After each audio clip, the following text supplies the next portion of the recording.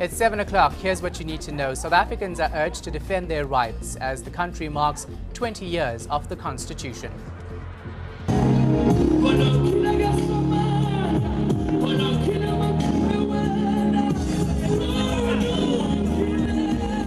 A moving send-off for musician Sfiso Ncwane as he's laid to rest. Gambia's president is now rejecting the outcome of the election after accepting defeat last week. This is eNews Direct Weekend Edition. I'm Shahan Ramkisoon. Good evening and thank you for joining us. You can track our main stories using the following hashtags: Constitution 20 and Sfiso Ncwane funeral. Good evening from me, Jeffrey Stevens. You can comment on any of our stories by following us on Facebook and at Twitter at eNews Direct. Check our content on our website eNCA.com/direct. This is our top story. South Africans must use relevant institutions to defend their rights. That's the word from President Jacob Zuma. He addressed people in Sharpeville marking the 20th anniversary of the Constitution. But Zuma made no mention of the Constitutional Court's ruling on the eNCA matter. It found he failed to uphold, protect and respect the Constitution in March this year. President Jacob Zuma places his signature as a pledge to remain loyal to the country's supreme law. But is viewed by some as merely paying lip service to upholding the Constitution, as demonstrated by these EFF supporters who interrupted him briefly before they were kicked out of the venue. Despite being found to have disrespected the Public Protector's Office by failing to implement its recommendations on the eNCA matter, President Zuma is encouraging citizens to make use of such institutions.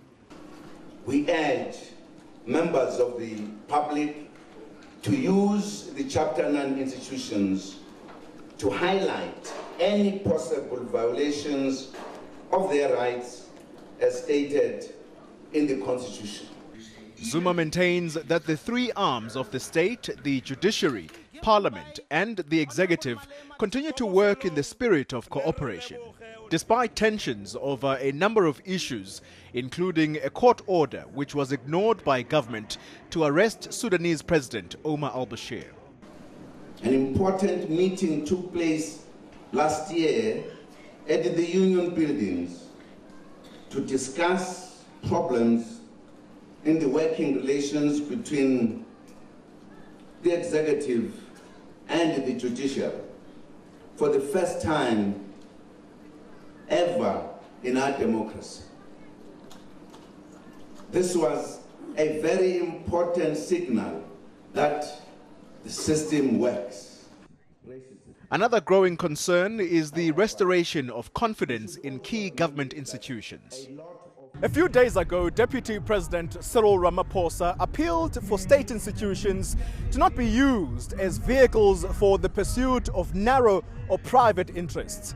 The National Prosecuting Authority is one of them that's being viewed with suspicion. I can assure the citizenry of this country that the NPA is not being manipulated or politically utilized by anyone. We want the work of the institution to speak for itself. So I can certainly assure the public that the NDPP is independent, the NPA is independent.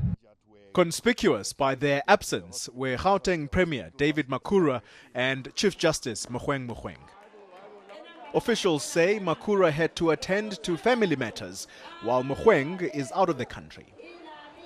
Ngambi in Sharpeville. Sfiso Ncwane has been hailed as an artist who always aimed to produce quality music. Thousands went to the Moses Mabhida Stadium in Durban to pay tribute to the star. Those close to him say his music will live on.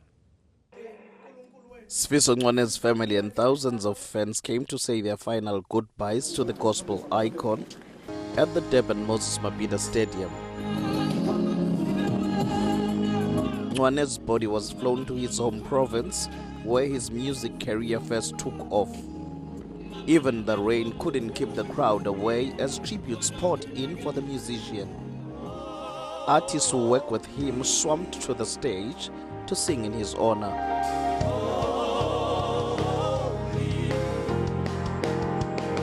while Ncwane's family say he was their pillar of strength. Ncwane's old-time friend says it's difficult to let him go.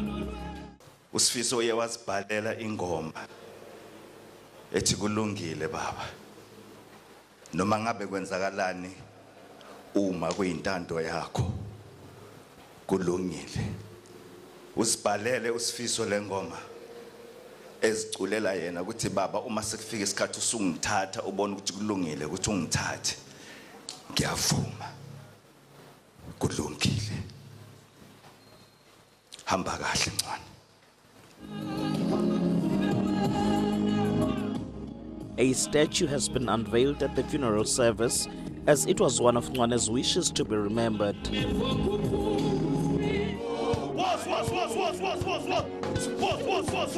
Fans have been urged to keep buying his music and to keep his legacy alive. Sfiso Ncwane, Durban. It seems a Western Cape wine estate is on the right track to transforming land ownership. Workers now have a 50% stake in the wine farm.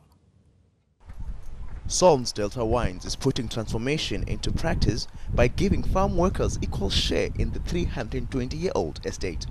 Government strengthening the relative rights of people working on land policy, it purchased 50% of the land and gave it to workers to operate under the Vindicap Trust. I am one of the trustees on the board, so I am there to stand up for the people. In that days, you couldn't speak up for your needs on other farms. Then they said no, but on this trust, they listen to you. They give opportunities. The 78-hectare estate produces over 30,000 cases of wine annually. Co-owner Mark Soms explains why he decided to partner with government. I must confess that I, like no doubt many other landowners, can't quite bring themselves to give back the land, which is not to say that we shouldn't. Ethically, we should. So we have to find some sort of compromise between everybody's self-interest. There has to be something in it for everyone. And I think the 50-50 policy is the obvious way to go. This transaction cost government about 65 million rand. Land Reform Minister Ncwane says it will allow workers to learn skills to improve their lives. It also provides better housing, health benefits and free education. And he attributed Psalms Delta's success to this. They have a business, environment and human factor, all of them integrated. I thought, gee, this is a wonderful thing. Ncwane says there's 26 other similar projects like this one across the country. Bonga Franchuk in the Western Cape. While December is a month to be merry and spend, the heightened crime rate is something to be worried about. Police are urging people to watch their surroundings, especially while they shop. This video is circulating on social media. A man casually enters a restaurant on a mission that other customers are unaware of. He finds his target and is not alone. Within minutes, a crime is committed. Police say this type of activity is common over the festive period. This is the time when criminal gangs, organized crime, particularly gangs that want to rob people en masse, are more agile at this time of the year. Our intelligence is on the ground to monitor and as much as possible prevent some of these activities from taking place in the first place. And there have been recent arrests. Shopping malls are a major hotspot for criminals. Officials say people should avoid carrying large sums of money. People want to go and collect huge sums of money, to sometimes even one person going to a bank and collecting over 100,000, all by herself or himself. This is dangerous because nowadays one is encouraging people to use the transfer system. Police are also urging members of the public to report any suspicious behavior. Parking at a mall or driving anywhere this festive season or any other time for that matter, this is not the way to leave your valuables. Police are pleading with people to do everything necessary to avoid making themselves victims of crime. Zikhona Chona, Johannesburg. The Human Rights Commission has released a report on the lack of transformation in public universities in South Africa. It says progress has been made regarding historical inequalities in public universities, but patterns of exclusion and discrimination continues. The report found in the past 20 years, discrimination remains dominant in institutions, especially with regards to race, gender, disability, and socio-economic class. The Commission believes the Department of Higher Education needs to play a bigger role in developing policies to support transformation.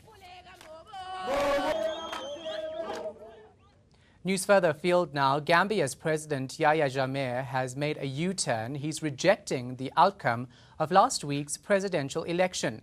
Jammeh first called his opponent Adama Barrow to accept the result, but he now wants fresh elections. Barrow won 45.5% of the vote. It's a shocking defeat for Jammeh after 22 years in power. Barrow was expected to take the reins in late January following a transition period. I hereby announce to you, Gambians, my total rejection of the electoral results and thereby annulling the elections in its entirety.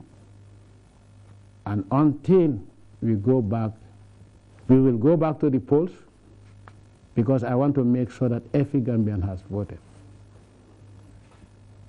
Under an independent electoral commission that is independent, neutral, and free from foreign influences. Opposition leader Nana Akufo-Addo has won Ghana's tightly contested presidential election.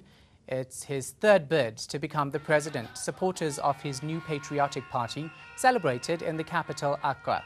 Akufo-Addo defeated President John Mahama with 53.8% of the votes.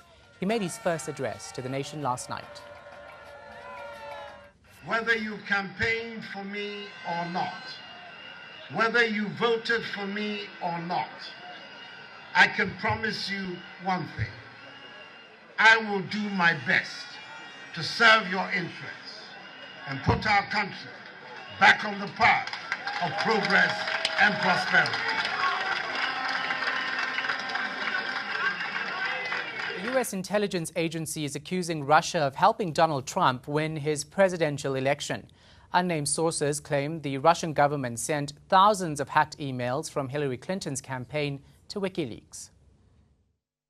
According to unnamed U.S. officials within the Central Intelligence Agency, Russia devoted increasing attention to assist Donald Trump win the presidency.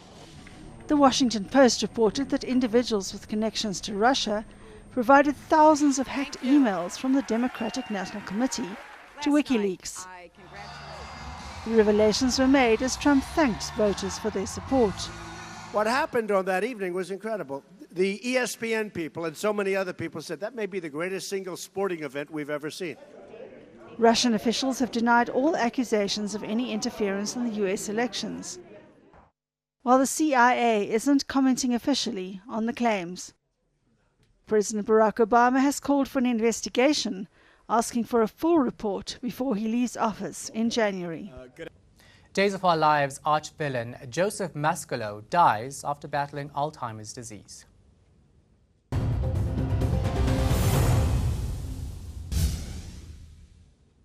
Welcome back. Africa's biggest rainbow flag is flying high in Port Elizabeth tonight.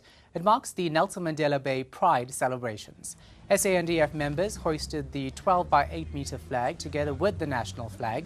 It took 3 days to sew the rainbow flag, which recognizes the LGBTI community. Pride organizers say it's a symbol of solidarity and diversity, as well as a beacon of love. Well, I think a lot of people don't actually know that each stripe in the Pride flag has got a specific symbolic meaning. So red would, for example, be for life, and green will be for nature, and purple will be for spirit. And that's just what makes the LGBT community strong and unique when they come together to stand up for their rights and freedom. The man that soapy fans love to hate, Joseph Mascolo, has died at the age of 87. He became known as Stefano de Mera on Days of Our Lives since 1982. The arch-villain played endless mind games and rose from the dead several times. Despite his somewhat grim character, a spokesperson has described him as a big old bear with a puppy dog heart. He died after battling Alzheimer's disease for the past 8 years. After the break, Joel Guy will have your weather forecast.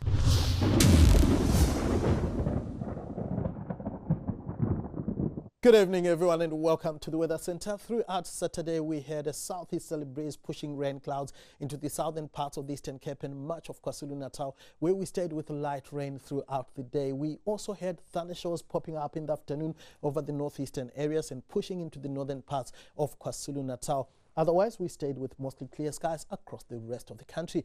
Now, on Sunday, it's going to stay mostly cloudy and rainy for the southern parts of the Eastern Cape and much of KwaZulu-Natal, extending into the easternmost parts of South Africa. Isolated to scattered thundershows will persist over Limpopo, Gauteng, the northwest and parts of the Free State, extending down into the northeastern areas of the Eastern Cape.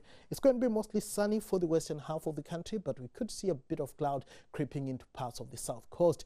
Now, KwaZulu-Natal is going to be mostly cloudy with isolated to scattered rainfall for much of the province on Sunday. Temperatures lying in the lower to mid-20s for the province. We are also going to have light rain along the Eastern Cape coastal areas and adjacent interior thundershows around Elliot and Matatiele.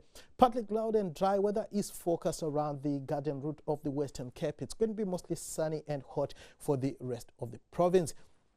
We are also expecting a sunny and hot day on Sunday for much of the Northern Cape. Partly cloud, however, for Kimberley, peaking at 34 degrees. Thundershows are expected for the central and eastern parts of the Free State. The storms are going to be scattered around Bethlehem and Harrismith, where highs in the lower 20s are expected. We are also going to see thundershows across much of the northwest, where highs in the lower 30s are forecast. Unsettled weather is expected for the Limpopo province, a high of 25 for Polokwane. It's also going to be unsettled across the Mpumalanga province, Mbombela peaking at 24 degrees. We are also going to see thundershows across the Gauteng province, and temperatures here should push into the upper 20s on Sunday afternoon. Monday stays unsettled for the central and northeastern areas. Light rain for Durban, Richards Bay and Mbombela, as well as around George. Then on Tuesday, it's going to be stormy across the bulk of South Africa. Here's a reminder of our top stories before we go. South Africans are urged to defend their rights as the country marks 20 years of the Constitution. A moving send-off for musician Sfiso Ncwane as he's laid to rest. That's a wrap from the eNews Direct team. To share your views, you can send us an email to enewsdirect@etv.co.za. Or chat us on Twitter and Facebook at eNews Direct. Thanks for watching, take care and have a great night.